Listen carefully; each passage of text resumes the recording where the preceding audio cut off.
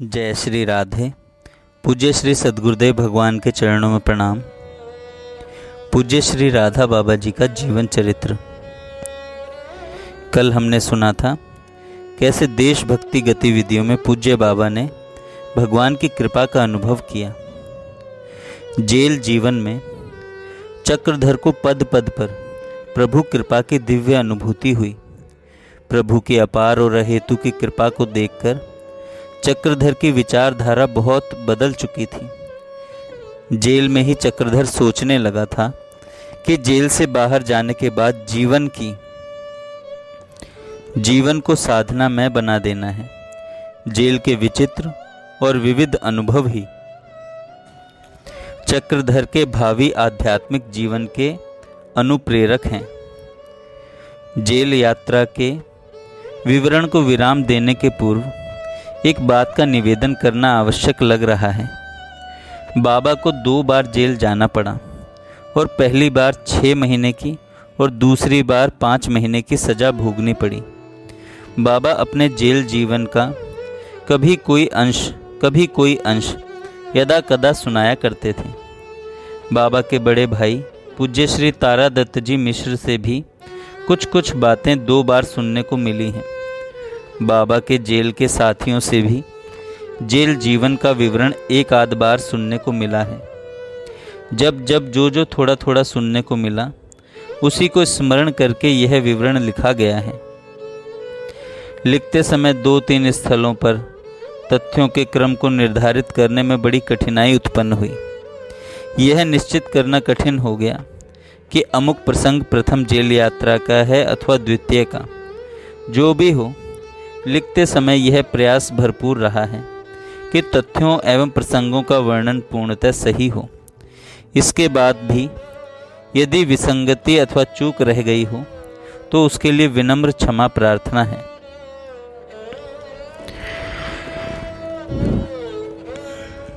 पूज्य बाबा स्कूली विद्याधन कर रहे थे, परंतु उनके भीतर विचारों में अथाह क्रांति चल रही थी। 10वीं, 11वीं और 12वीं कक्षाओं में पढ़ते समय पूज्य बाबा निरंतर अंतर्द्वंद की ही अवस्था में रहे। इस विचार मंथन को वे प्रतिदिन पत्र रूप में भगवान को लिख कर व्यक्त किया करते थे।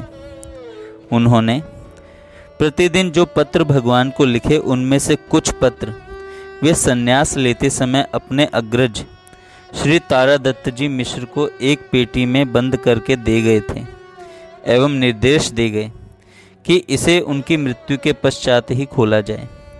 जैसा उन्होंने निर्देश किया था, उनके लीला प्रवेश के पश्चात वह पेटी खोली गई और उन पत्रों को यथामति संपादित कर श्री चंद्रकांत जी फोगला पूज्य पोद्दार महाराज के दोहित्र ने गीता वाटिका से अंतर्वेदना नाम की पुस्तक बनाकर प्रकाशित कर दिया।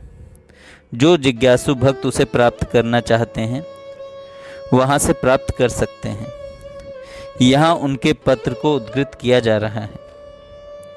बाबा लिखते हैं भगवान को, हे करुणा मैं किन भावों को लेकर तुम्हारी अर्चना करूं। अशांत हृदय में भाव कहाँ, बहा दो शांति की धारा मेरे हृदय में। दुख से कातर हृदय में शांति का संचार कर दो। हे करुणा निधि डूब रहा हूँ, हे करुणा निधि डूब रहा हूँ, किनारा नहीं दिख पड़ता। भगवान तृष्णा के अगम अगाध अर्णव में पड़कर लहरों के थपेड़ों का सामना कर रहा हूँ। कितनी देर कर सकूँगा। भगवान दया करो मेरी हीन अवस्था पर। प्रणतपाल अपनी करुणा की कोर को ही नाव बना दो। अपनी करुणा की कोर को ही नाव बना दो और विभो खेदो किनारे तक। तुम्हारे सिवा मेरा और कोई नहीं है। अज्ञान के अंधकार में पड़ा हूँ। तुम्हारी ज्योति का संचय मैंने आज तक किया नहीं, पर अधम उदाहरण अंत में कातर होकर आया हूँ। तुम्हारी शरण में ले लो मुझको चरणों में। पूज्य बाबा के उन दिनों के भाव जिस प्रकार उन्होंने यदा कदा हम लोगों के सन्मुख व्यक्त किए, उन्हें यथा स्मृति प्रमाणिकता पूर्वक देने का प्रयास किया जा रहा है। वे भाव प्रथम पुरुष के रूप में ही दिए जा रहे हैं। बाबा कहते हैं, मेरी जीवन समस्या की तो एक ही मीमांसा है, वह है ईश्वर प्राप्ति। यदि इस जीवन में मैं भगवान की प्रत्यक्ष प्राप्ति कर सकूंगा, तभी मेरा जीवन अमृत होगा। अन्यथा तो वह एकमात्र एक बोझा है, भार है। किसी भी बात की सत्यता उसकी प्रत्यक्ष उपलब्धि पर ही प्रतिष्ठित है। बिना भगवान का प्रत्यक्ष अनुभव किए उसे सत्य कैसे माना जा सकता है? जब तक मेरे स्वयं का वैसा अनुभव नहीं हो, ईश्वर के संबंध में मेरा विश्वास पर्वत के समान दृढ़ कैसे हो पाएगा? क्या ईश्वर को मैं देख सकता हूँ? जो भी परम सत्य है, उसका स्वरूप कुछ भी हो, मुझे उसकी प्रत्यक्ष उपलब्धि इसी जीवन में अवश्य करनी है। संसार जितना प्रत्यक्ष प्रतीत होता है, उससे कहीं अधिक प्रत्यक्ष मुझे परमात्मा को करना है। जो जो विकार मुझे इस सत्य से दूर हटाते हैं, वे मेरे चित्त से आज ही इसी क्षण हट जाने चाहिए। यह कौन शैतान है जो मुझे बार बार पशु के समान अज्ञानी बनाता है? यह शरीर मेरा जीवन हो ही नहीं सकता। जीवन तो नित्य है और शरीर अनित्य है। इस शरीर से सनकादि की विद्या भी मुझे मिल जाए, फिर भी इसकी मृत्यु तो एक बरसाती फतिंगे की तरह होगी ही। राजाओं का राजा सम्राट भी एक महान निर्धन की तरह ही मृत्यु को प्राप्त होता है। दुर्बल से दुर्बल जीव एवं स्वस्थ एवं बलवान पहलवान दोनों समान रूप से मृत्यु के ग्रास होंगे ही। पूज्य बाबा ने अपनी संपूर्ण जीवन शक्ति इसी एक भगवत प्राप्ति की भावना पर केंद्रित कर दी। जब कभी भी उन्हें एकांत मिलता, वे भगवान से प्रार्थना करने लगते, हे भगवान, जब तुमने कठिनतम परिस्थितियों से मुझे उबारकर अपनी अहेतु की अपार सौहार्द प्रकट कर दिया, तो तुम मुझे दिखते क्यों नहीं? क्या इस विश्व में तुम्हारे स्वयं के अतिरिक्त कोई भी दूसरा हो सकता है जो मुझे प्रकाश दिखा सके? हे भगवान, तुम मेरे जीवन में अपने को प्रकट कर दो ना। हे जीवन आधार, तुम बोलते क्यों नहीं? तुम इस प्रकार अप्राप्य क्यों हो? अन्य किसी से मुझे कुछ भी नहीं सीखना, तुम स्वयं ही मुझे आकर सिखाओगे, वही मुझे सीखना है। मुझे तो तुम स्वयं ही आकर सिखाओगे। क्या तुम में जीवत्व नहीं है? तुम जीवनहीन हो, तुम बोल नहीं सकते। इस कलह कलेश एवं पक्ष विपक्ष के संसार से मैं किसका अनुसरण एवं विश्वास करूं? यदि तुम दयालु हो तो तुम तुम्हारे अबोध बच्चे से बोलते क्यों नहीं? मैं तुम्हारे दर्शन को छटपटाता हुआ उत्सुकता पूर्वक तैयार हूं। इस व्यथा में पूज्य बाबा के रात दिन व्यतीत होने लगे। जब एक पूरा दिवस बीत जाता तो वे बिलखने लगते, रोने लगते। हे भगवान, आज का भी दिन व्यर्थ हो गया, फिर भी मुझे आपका ज्ञान नहीं हुआ। इस क्षणभंगुर छोटे से जीवन का एक अनमोल दिन चला गया। इस वेदना के कारण वे अपना सिर जमीन पर रगड़ डालते। वे बार बार प्रार्थना करते, हे प्रभु, आप शीघ्र प्रकट हो जाओ। मैं आपके लिए किस प्रकार कितना अधिक तड़प रहा हूँ। मुझे आपके सिवा और कुछ नहीं चाहिए। उन्हें यह भली प्रकार विदित था कि जब तक भगवान के लिए जीव का सर्वस्व न्यौछावर नहीं होता, तब तक उनका दर्शन उसे नहीं हो पाता। जिस समय भी समग्र प्राण शक्ति से वे छटपटाएंगे, बस उसी समय भगवान अवश्य प्रकट हो जाएंगे। यहाँ उनके अंतर्वेदना का जो विवरण है, यह छपी हुई पुस्तक में उल्लिखित नहीं है।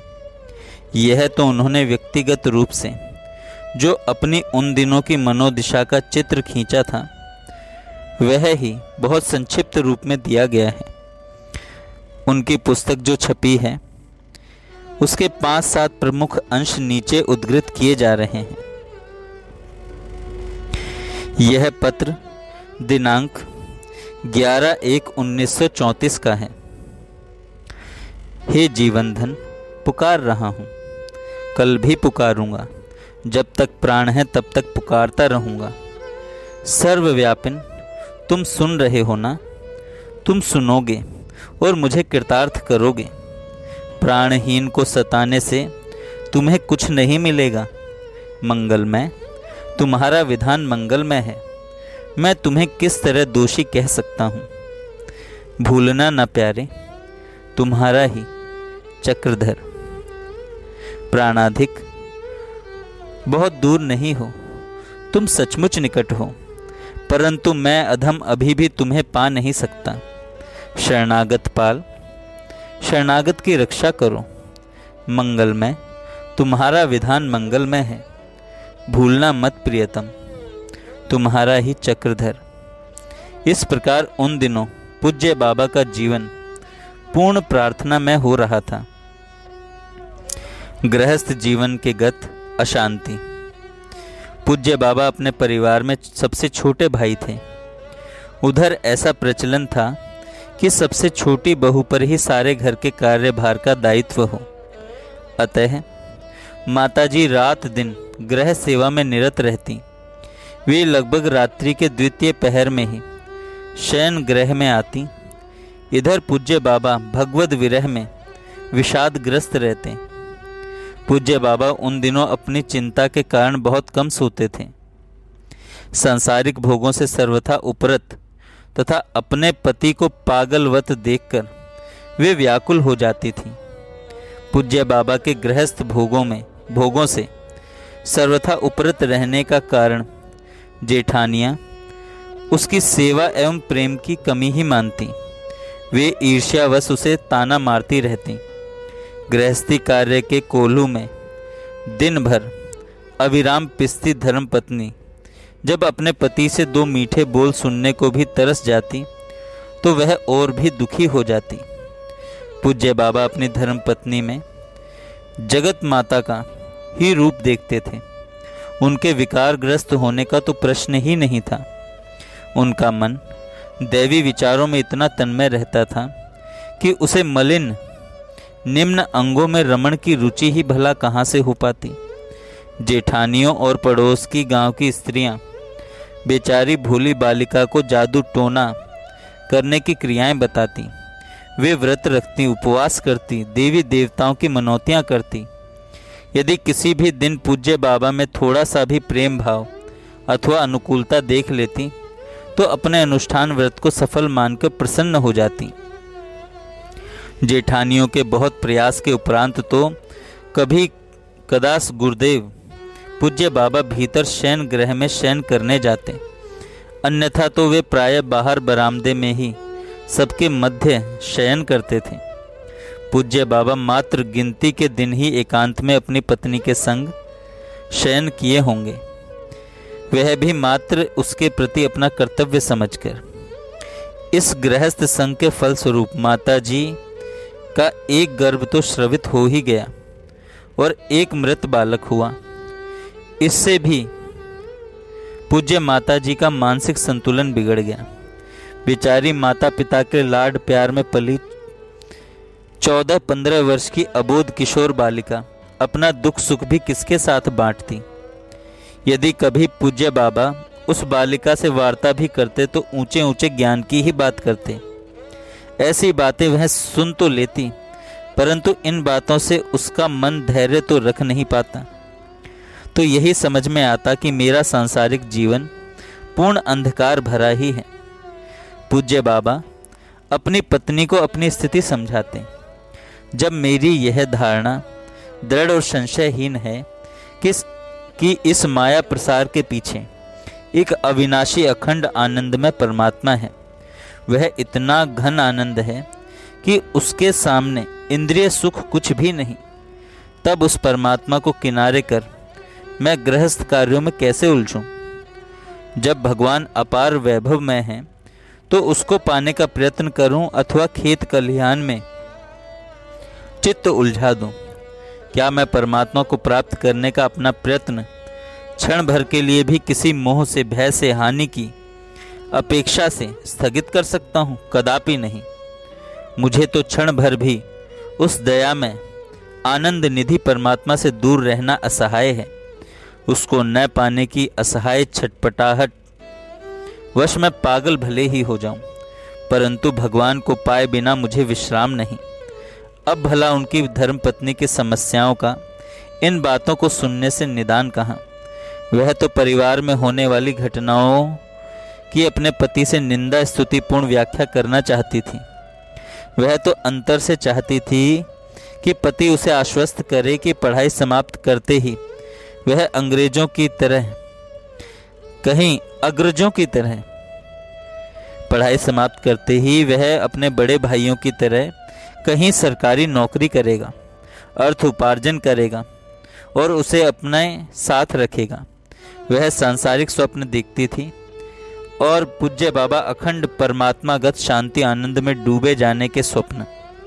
अब भला दोनों में सामंजस्य कैसे संभव हो पाता, जब उन्हें मात्र कठोर शासन, गृह कार्य का अथक श्रम और परिवार के दूसरे सदस्यों से मात्र कटुक्तियां भरे ताने ही मिलते एवं पति की उपेक्षा और पूर्ण विरक्ति, तो वे कलह प्रिय हो गईं।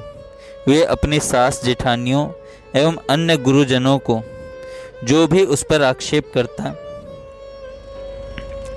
शेर का अच्छा से उत्तर देती। इससे घर में कलह होने लगी। इस गृह कलह से पूज्य बाबा और विरक्त हो गए। एक दिन उन्होंने सभी से स्पष्ट कह दिया कि कलह का यदि अंत नहीं हुआ तो वे सन्यासी हो जाएंगे। परंतु संसार के लोग अपना स्वभाव ऐसी गुड़कियों से तो बदलते हैं नहीं। अभिमान का प्रदर्शन ही उनका मुख्य सुख होता है। अतः घर में कलह बढ़ती ही गई।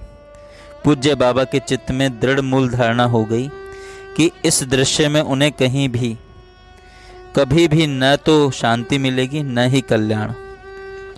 कल हम सुनेंगे सन्यास के पूर्व की भूमिका। जय श्री राधे।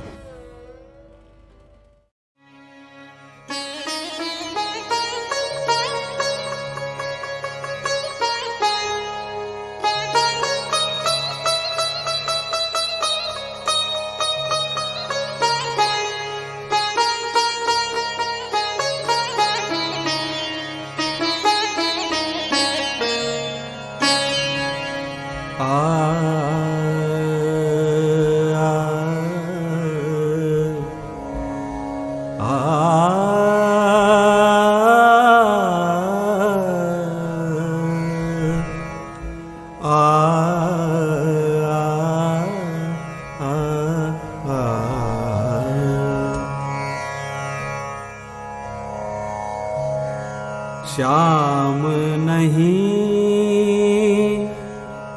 छिन आए सखी रे, श्याम नहीं छिन आए, श्याम नहीं छिन आए सखी,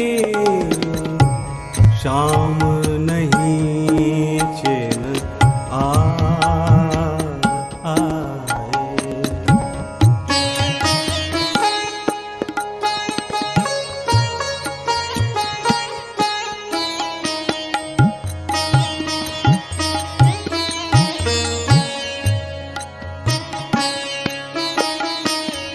श्याम नहीं छिन आए सखी रे, श्याम नहीं छिन आए, श्याम नहीं छिन आए सखी रे, श्याम छिन आए।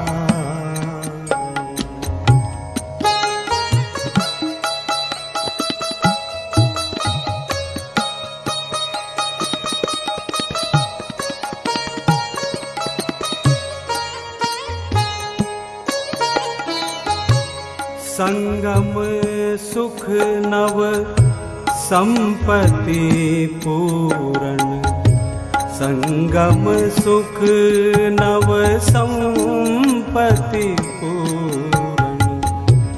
नैन हृदय मन भाए, नैन हृदय मन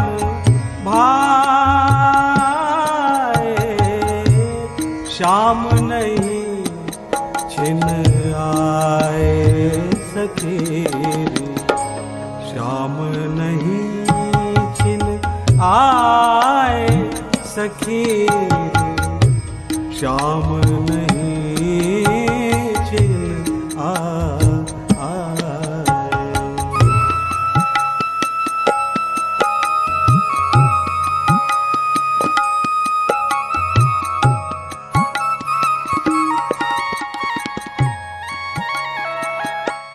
मूर्ति प्रेम रस पूर्ति हेत द्वय, मूर्ति प्रेम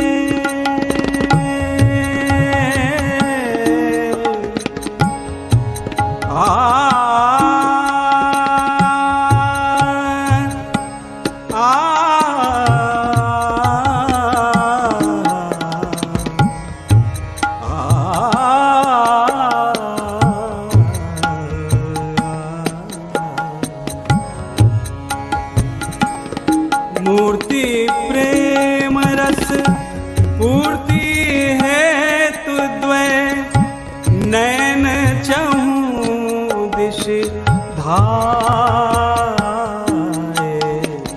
द्वय नैन चहु दिश धाये। श्याम नहीं छिन आए, श्याम नहीं छिन आए, श्याम नहीं छिन आए सखी रे, श्याम नहीं छिन आए।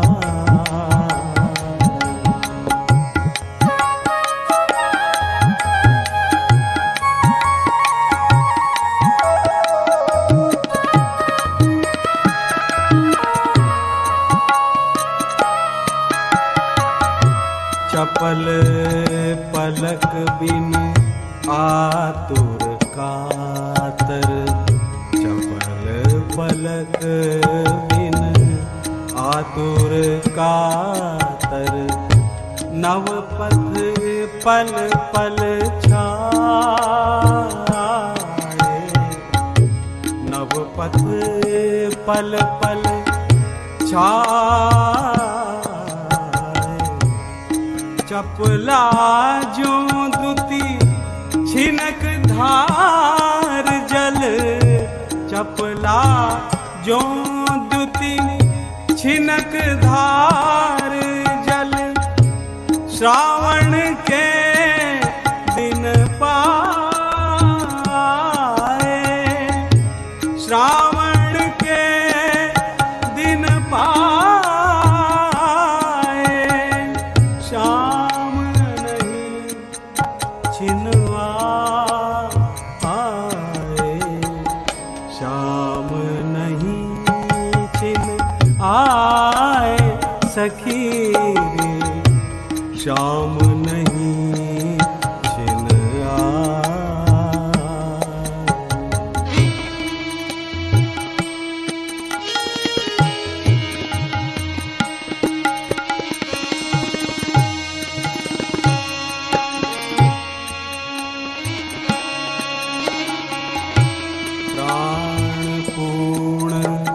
श्रृंगार धाम बिना, प्राण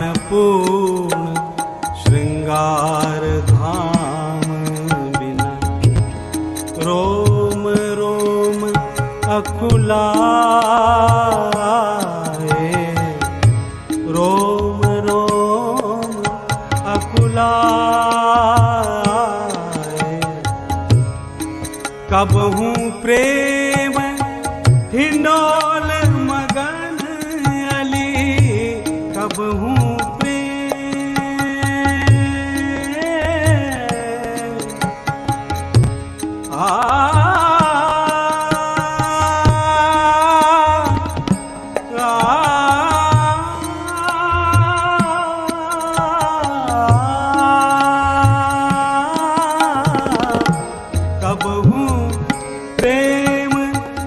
हिंडोल मगन अली, झूमे पिए गुण गान आए, झूमे पिए गुण गान आए। शाम नहीं सिन आए सखी रे, शाम नहीं छिन आए, शाम नहीं छिन आए सके रे, शाम नहीं छिन आए, शाम नहीं छिन आए सके रे, शाम नहीं छिन आए। संगम सुख नव संपत्ति पूरन, संगम सुख नव संपत्ति पूरन, नैन हृदय मन भाव आए, नैन हृदय मन भाव आए। शाम सखी शाम नहीं छिन